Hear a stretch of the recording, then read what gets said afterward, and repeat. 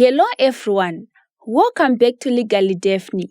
Welcome to part C of our lecture on court processes, and we are still looking at the civil procedure. In our previous videos, we discussed the action procedure and we mentioned that there are two ways of instituting proceedings in the civil courts. In this video, we are now going to look at the application procedure. If you missed part B, there should be a pop-up on your screen, and don't forget to subscribe. The application procedure is used where there are no material disputes of fact and the issue is only restricted to disputes of law. Therefore, the court is called upon to make a determination of the law applicable. In an application, facts are addressed by way of affidavits, and where disputes arises, the court resolves them on the papers. The parties in an application procedure are identified as the applicant and the respondent. The applicant is the party that institutes application procedure, and the respondent is the party that responds to the applicant's claim as set out in the affidavits. The application procedure is provided for under Part 8 of the High Court Rules 2021. Under Part 8 of the High Court Rules, Rule 57 provides for the preliminary information regarding the nature of all applications. Rule 58 provides for the general information regarding the applications, and Rule 59 provides for the stages to be followed in an application procedure. The application must be supported by a founding affidavit which provides the facts upon which the application is based. It must also contain the order sought for which a draft must be provided. Application and applicant's founding affidavits are provided for on Rule 59 Sub-Rule 1 to 6 of the High Court Rules as follows. A court application shall be in Form number 23 and shall be supported by one or more affidavits setting out the facts upon which the applicant relies, provided that where a court application is not to be served on any person, it shall be in form of a chamber application with appropriate modifications. A copy of a court application and of every affidavit by which it is supported shall be served upon every respondent. Except as otherwise provided in this part, no affidavit which has not been served with a court application shall be used in support of the application unless it is otherwise ordered by the court or a judge. A court application and supporting documents shall be filed with the registrar before or as soon as practicable after the application has been served on every respondent. As soon as possible after service of a court application and supporting documents, the applicant shall file with the registrar proof of such service in accordance with Rule 16. The time within which a respondent in a court application may be required to file a notice of opposition and opposing affidavits shall not be less than 10 days, exclusive of the day of service plus 1 day of every 200 kilometers or part thereof where the place at which the application is served is more than 200 kilometers from the court where the application is to be heard, provided that in urgent cases a court application may specify a shorter period for the filing of opposing affidavits if the court on good cause shown agrees to such shorter period. The respondent must state the fact of his or her opposition to the application and support it with an opposing affidavit. The opposing affidavit shall answer each and every averment made in the founding affidavit, stating whether or not the facts in the applicant's founding affidavit are being denied or are being admitted. The notice of opposition and respondent's opposing affidavit are provided for on Rule 59 sub-Rule 7 to 9 as follows. The respondent shall be entitled within the time given in the court application in accordance with sub-Rule 6 to file a notice of opposition together with one or more opposing affidavits as soon as possible, in any event not later than 7 days after filing a notice of opposition and opposing affidavit in terms of sub-Rule 7. The respondent shall serve copies of them upon the applicant and as soon as possible thereafter, but not later than 48 hours, shall file with the registrar proof of such service in accordance with sub-Rule 8 of Rule 16.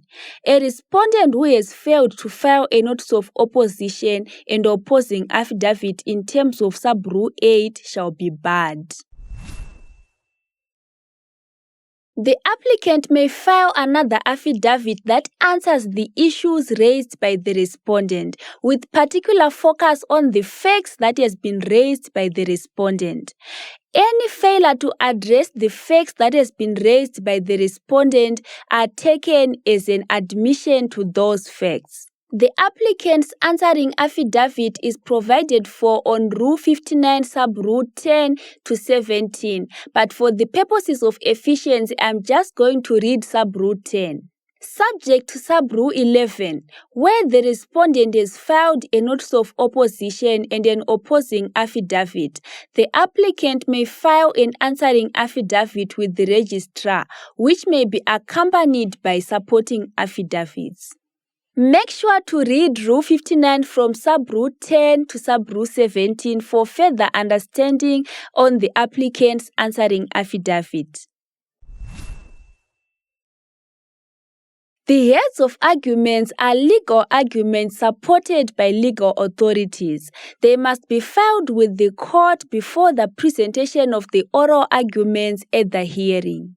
The heads of arguments are provided for on Rule 59 sub-Rule 18 to 25. I'm just going to read from sub-Rule 18 and 19 and make sure to read the rest of the rules. Sub-Rule 18 provides, if at the hearing of an application, exception, or application to strike out, the applicant or excipient, as the case may be, is to be represented by a legal practitioner. Before the matter is set down for hearing, the legal practitioner shall file with the registrar heads of argument, clearly outlining the submissions he or she intends to rely on and setting out the authorities, if any, which he or she intends to cite.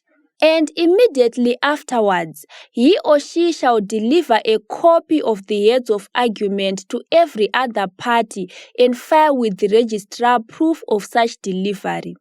An application, exception, or application to strike out shall not be set down for hearing at the instance of the applicant or excipient, as the case may be, unless his or a legal practitioner is filed with the registrar in accordance with sub-Rule 18, heads of argument, and proof that a copy of the heads of argument has been delivered to every other party, and in the case of an application, the pages have been numbered in accordance with Rule 58 sub-Rule 1. The hearing is either held in an open court or in the chambers of a judge to enable the parties to present their oral arguments. The hearing may simply be utilized to clarify points that were outlined in the heads of arguments. The hearing is provided for on Rule 59 sub-Rule 26 of the High Court rules as follows. At the hearing of the application, unless the court otherwise orders, the applicant shall be heard in argument in support of the application, and thereafter the respondent's argument against the application shall be heard, and the applicant shall be heard in reply. The court may allow oral evidence, provided that if one of the parties has been barred, the court shall deal with the application as though it were unopposed, unless the bar is lifted. After the hearing, the application is either granted or dismissed. This is in terms of Rule 59 Sub-Rule 27 and 28 of the High Court Rules. Rule 59 Sub-Rule 27 provides as follows. At the conclusion of the hearing or thereafter, the court may refuse the application or may grant the order applied for, including a provisional order or any variation of such order or provisional order, whether or not general or other relief has been asked for, and may make such order as to costs as it considers fit. Where the court grants a provisional order under Sub-Rule 11, Sub-Rule 7 of Sub-Rule 60 shall apply, with the necessary changes to the provisional order as though it were granted following a chamber application.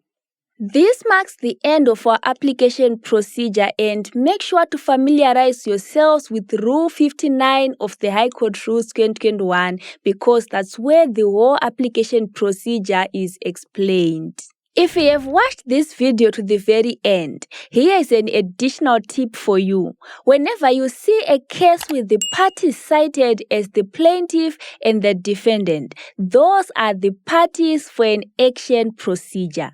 And whenever you see the case with the parties cited as the applicant and the respondent, those are parties for an application procedure. And guys, as usual, make sure to engage in the comment section, like, share, and subscribe as this helps us continue with our work here on Legally Dephine. See you on the next one.